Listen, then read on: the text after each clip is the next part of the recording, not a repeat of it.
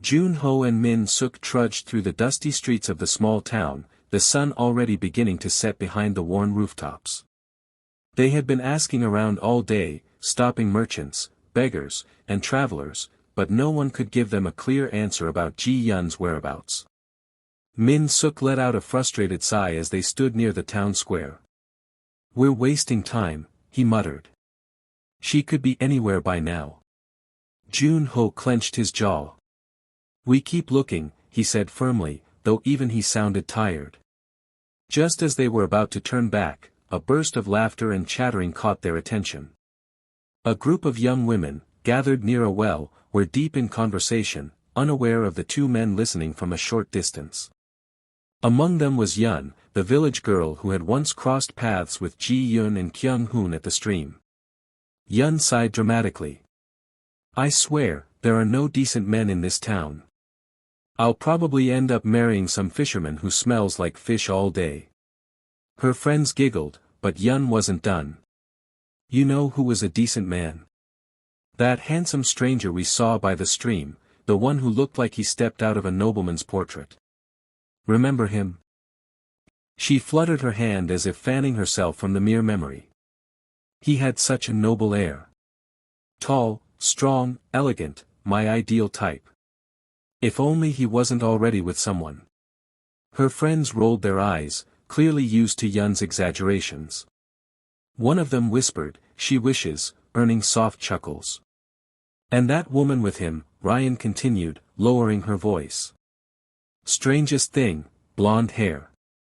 I've never seen hair like that around here.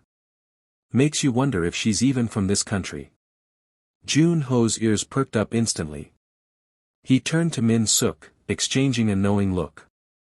Without hesitation, they approached the group. The girls, noticing them, immediately straightened up, their giggles turning into shy smiles. Ryan's eyes lit up as she took in the two well-dressed men. "Excuse me," Jun-ho said, keeping his voice polite but firm. "This woman you saw, with the unusual hair. Where did you meet her?" Yun blinked, flattered by the attention. "Oh, at the stream just outside town. She was with a handsome man." Min-suk stepped forward, pressing, "Do you know where they went afterward?" Yun pouted, shaking her head. "No idea. But if you really want answers, you should go up to the temple on the hill. The seer, Haru, knows everyone who passes through here. He might be able to help you."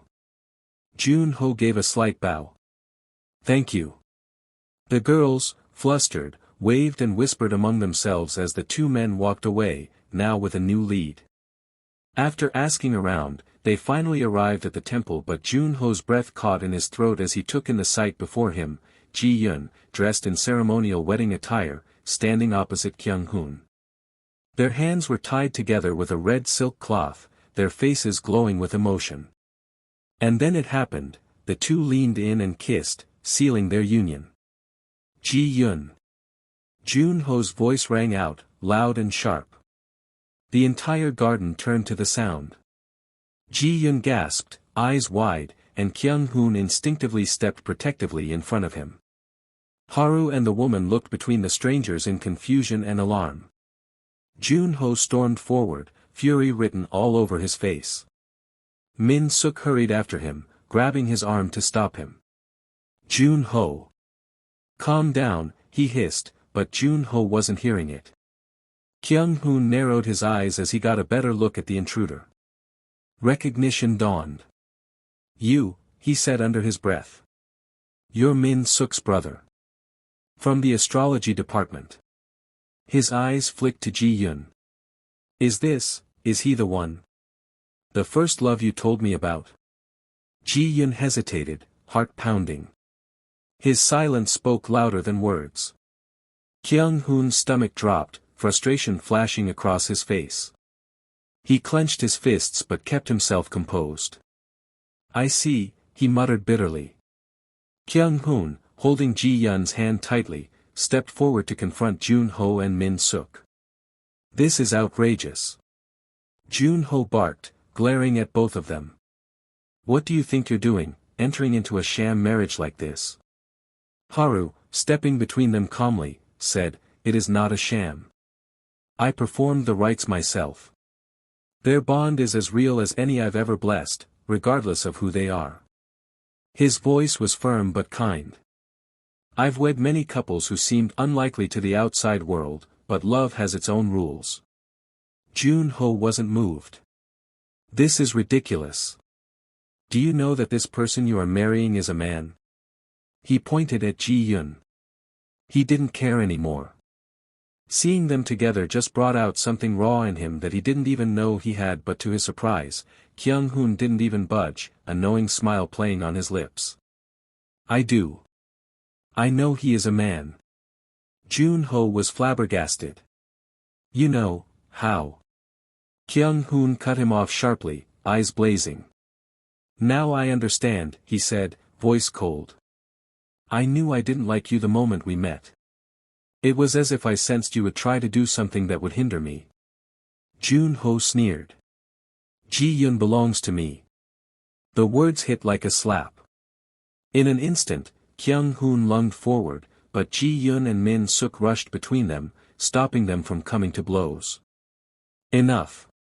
Ji-yun's voice trembled but remained steady. He turned to Jun-ho, eyes filled with conflicted emotions. "Please. Let's talk. Just the two of us." Min-suk stepped in quickly, bowing slightly to Kyung-hoon. "Forgive my brother. He's overwhelmed." Kyung-hoon didn't respond right away, still fuming, but nodded stiffly. Haru quietly gestured for the woman to give them space as Ji-yun led Jun-ho away from the garden. Ji-yun stood stiffly under the shade of a large willow tree, away from the temple garden. His heart was racing, and his hands trembled slightly as he faced Jun-ho. "What are you doing here?" he asked, his voice barely above a whisper but sharp with emotion. Jun-ho exhaled heavily, stepping closer, eyes desperate. I left my wedding," he said, almost breathless. "The moment I heard you were kidnapped, I couldn't stay still. I had to find you." Ji-yun's eyes widened. "You left your bride?" "I did," Jun-ho said, nodding. "I didn't care about the wedding or anything else. He paused, swallowing hard. "I regret rejecting you back then, when you confessed to me. I was afraid, Ji-yun. Afraid of what it meant, of what people would think, what my mother would say. But when I thought I'd lost you for good, I realized none of that matters. I love you." Ji-yun clenched his fists, anger bubbling inside him. "You left your bride without a word? After everything? Do you have any idea what you've done to her? Or to yourself?" Jun-ho's brows furrowed. "Ji-yun, No," Ji-yun interrupted, shaking his head. "It's too late. Kyung-hoon and we're married now." His voice cracked slightly but remained firm. Jun-ho's face twisted with frustration. "Married?" he scoffed. "That's not real. Two men can't be married. Even if you look like a woman right now, you're still a man." Ji-yun's eyes flashed with hurt. "Is that really how you see me? After all this time? If you still think like this, how can you even imagine that I would want to be with you?" Jun-ho immediately looked regretful. "I am." Ji-yun blinked away tears. "No, Jun-ho," he said quietly. "You still need to figure out who you are before you can even think about loving someone."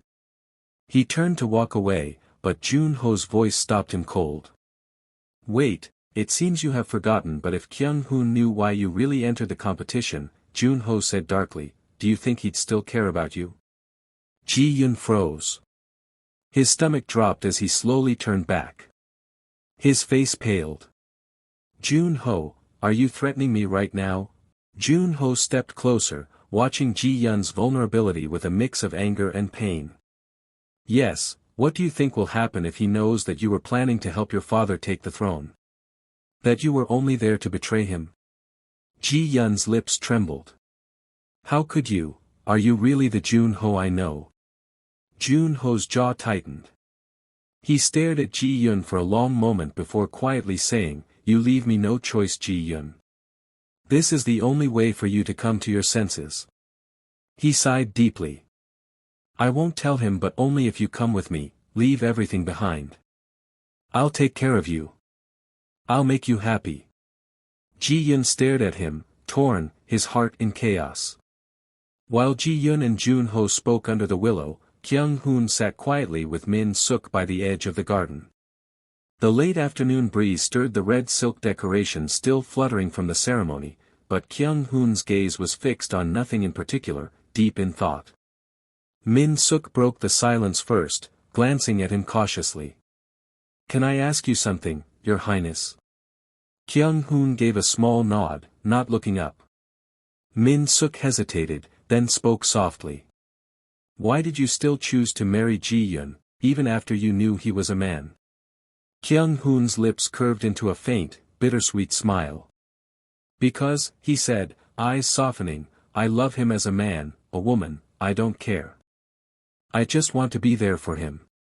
Min-suk blinked, surprised by the calm certainty in his voice. "Even if the world finds out?" He pressed. "Even if it means the entire kingdom turns against you?" Kyung-hoon finally looked at him, his expression unwavering. "Even then. In the end, it doesn't matter. I would still choose Ji-yun." His voice was steady, but Min-suk could hear the quiet determination behind it. Min-suk sighed. "My brother, he won't give up, you know. Once he sets his mind on something, especially Ji-yun, he doesn't let go." Kyung-hoon chuckled bitterly. "If it were anyone else, maybe I'd have stepped back. If it were someone capable of loving Ji-yun purely, I would have let him go." He paused, eyes darkening. "But knowing it's your brother Jun-ho? No, hearing the way he talks, I don't think he will protect Ji-yun the way I will, so I'll fight with everything I have to keep Ji-yun by my side. To the death, if I must." Min-suk was taken aback by the intensity in his voice. There was no hesitation, no doubt. Just resolve. "But," Min-suk said cautiously, "remember, you're still the crown prince. You have responsibilities. One day, you will become king, and this might become a problem and lead to immense protest. In addition, you can't stay away from the palace for more than 3 days without notice. You know the ministers will seize the chance to strip you of your title, especially Minister Jean. He's probably already plotting." Kyung-hoon's eyes turned cold for a moment, but then he exhaled slowly. "Let them plot. Their plans will crumble. Minister Jin's schemes are no secret to me." He glanced toward the garden where Ji-yun and Jun-ho were still speaking in the distance, unaware of the watchful eyes on them. "I just need a little more time," Kyung-hoon murmured, almost to himself. "Time to be with him. To make sure he knows where he belongs." Min-suk noticed the flicker of unease that crossed Kyung-hoon's usually unreadable face. "You're worried, aren't you?" Min-suk said quietly. Kyung-hoon didn't answer at first. He kept watching Ji-yun, who stood beneath the tree speaking to Jun-ho. His heart felt heavier than it had in years. "I am," Kyung-hoon finally admitted, voice low. "I'd be lying if I said I wasn't." He clenched his jaw for a moment, swallowing hard. "Jun-ho knows Ji-yun better than I ever could. They've shared years, memories, a bond one can't replace." He turned to Min-suk, eyes clouded. "Sometimes I wonder, when Ji-yun looks at me, does he see me? Or is he still clinging to what he had with Jun-ho?" He shook his head. "I don't even know how he truly feels about me. It's like I'm the only one giving, trying to make something out of a doomed relationship, but he keeps holding out on me." Min-suk was quiet, feeling the weight of the prince's confession. "I've never feared battle," Kyung-hoon went on bitterly. "But this is the first time I'm afraid. I am afraid that when it comes down to it, Ji-yun's heart might not be mine." Min-suk placed a hand on his shoulder. "But you still married him." Kyung-hoon gave a soft, broken laugh. "Yes. Because I have to protect him. Living in disguise as my wife is the only way I can do that. Min Suk sighed. Are you sure that's the only reason? Kyung-hoon shook his head. No. The truth is I'm quite selfish. Even if I have only a little of him, even if his heart wavers, I'd rather have him for a moment than lose him forever. Min Suk hesitated, then said gently, you don't have to fight to the death. Maybe what you really need is to trust Ji-yoon. Kyung-hoon looked away. I want to, he whispered. But how do you trust when you've never known love without betrayal? The breeze blew softly between them, stirring the garden leaves. Min Suk felt, perhaps for the first time, that beneath the crown and rigid composure, Kyung-hoon was just a man, afraid to lose the person he loved most. Just then, Ji-yoon and Jun-ho returned together. Ji-yoon's steps were heavy, his expression guarded, eyes fixed on the ground. Kyung-hoon immediately noticed the shift in his mood. His chest tightened, sensing something had happened during their private conversation. The air between all of them turned sharp and tense like a pulled bowstring. Before the tension could snap, Haru stepped in, voice light but firm, why don't you both freshen up? This was supposed to be a meal for the newlyweds, but you two are welcome to join in. His eyes flickered between Jun-ho and Min Suk, subtly inviting them to cool off. Later, after everyone had freshened up and changed clothes, they all sat around the table, bowls of warm stew and rice laid out. But peace didn't last long. Jun-ho, without missing a beat, casually slid himself between Ji-yoon and Kyung-hoon as they all settled on the floor. His intent was obvious. He wanted to put distance between them. Kyung-hoon tilted his head, unfazed, and with a small amused smirk said, what's next? Are you going to stand guard all night too? Will you be able to stop us from sharing a bed, Jun-ho? The words were calm, but every syllable dripped with challenge.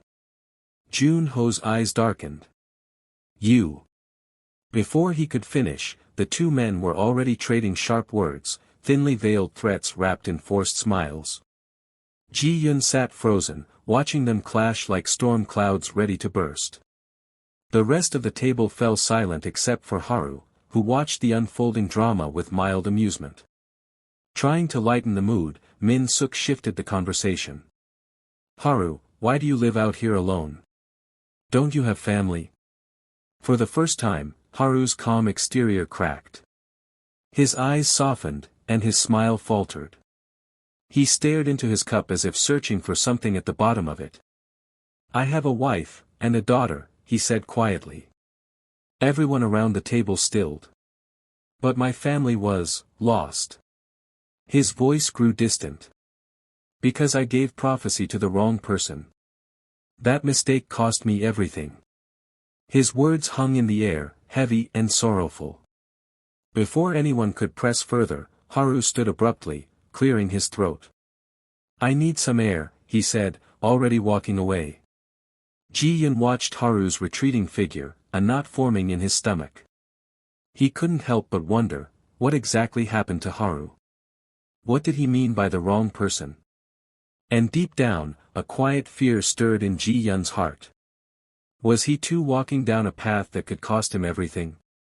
That night, Jun-ho paced restlessly around the small room he shared with Min Suk, the walls closing in on him with every step. His mind kept circling back to Ji-yoon, alone, with Kyung-hoon, in the room just across the courtyard. He really couldn't stand the thought of what they might be doing in there. Sitting on the edge of the futon, Jun-ho ran a hand through his hair, exhaling sharply. I shouldn't have threatened him about spilling the truth to Prince Kyung-hoon, he muttered. But what choice do I have? I was just so jealous. I can see him slipping away from me. If I don't hold on somehow, I'll lose him completely. Min Suk, who was leaning against the wall with his arms crossed, sighed heavily.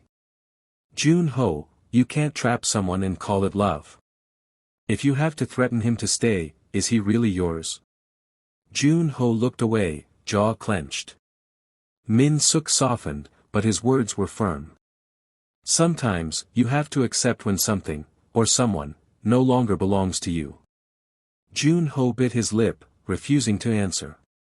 Meanwhile, in the room across the courtyard, lit only by the soft glow of a small oil lamp, Kyung-hoon sat quietly beside Ji-yun. The atmosphere between them was thick with unsaid words. Kyung-hoon's shoulders slumped a little as he gazed at his new spouse. "This wasn't how I pictured our first night as a married couple," he said with a quiet chuckle, though there was no humor behind it. "But I forget this marriage is more about survival than love." Ji-yun, seated beside him, was staring off, lost in his own thoughts. His face betrayed a subtle storm brewing within him. Kyung-hoon's brows furrowed. "Is it Jun-ho?" he asked, carefully. "Are you thinking about him?" Ji-yun snapped out of his daze, blinking. "No. It's not that," he lied quickly. I'm just overwhelmed." Kyung-hoon watched him carefully, sensing there was more beneath the surface. Ji-yun swallowed hard, eyes fixed on the flickering light. "Kyung-hoon. If I ever betrayed you, would you be able to forgive me?" Kyung-hoon's expression shifted. He stared for a long moment before answering. "I hate lies, Ji-yun." His voice was low, honest. "But I suppose it would depend. If there was a reason, if your heart was still with me, maybe I could." Ji-yun's heart clenched. The temptation to confess almost broke through, but the mission, his father's face, and the fate of his friends loomed larger than his own desires. "No," Ji-yun whispered. "I won't betray you." Kyung-hoon gently pulled him into an embrace, resting his chin on Ji-yun's head. "I hope so. I really do." They stayed like that for a while, but the weight pressing on Ji-yun's chest only grew heavier. Kyung-hoon, trying to lift the mood, spoke softly, "Tomorrow, before we return to the palace, I want to take you out. Just you and me. I'll have to return to the court before they try to take my crown away." He gave a weak smile. "Are you ready for the storm we're about to face?" Ji-yun slowly nodded. "Yes. I'm ready." But deep inside, his thoughts whispered bitterly, "Now that we're married, my mission to bring down your family truly begins." Thanks for watching. Do like and subscribe to the channel for more episodes.